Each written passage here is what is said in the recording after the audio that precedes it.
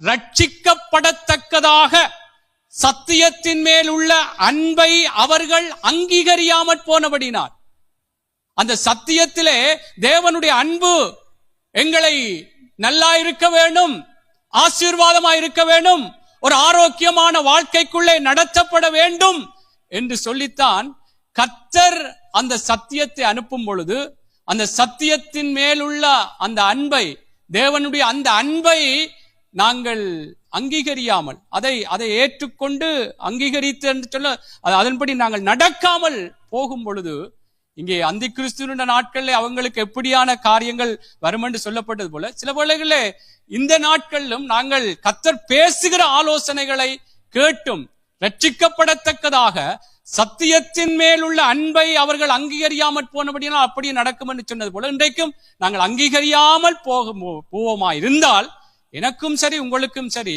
கர்த்தருடைய வார்த்தை அது எல்லாத்துக்கும் ஏற்றதுதான். இதுல பிரசங்கம் பண்றவருக்கு ஒரு மாதிரி, உங்களுக்கு ஒரு மாதிரி இல்லை. அது கர்த்தருடைய வார்த்தை பட்சபாதம் இல்லை. அதனாலே கர்த்தருடைய பிள்ளைகளே, கர்த்தருடைய வார்த்தைக்கு நாங்கள் கீழ்ப்படிவோம் என்றால், அந்த சத்தியம் ஒரு தேவனுடைய அன்பின் ஒரு வெளிப்பாடாகத்தான் வருகிறது. ஆமென். எங்கள் மேல ஒரு நேசம் கொண்டுதான் அந்த வார்த்தை வருகிறது. அதை அங்கீகரிக்க வேண்டும்.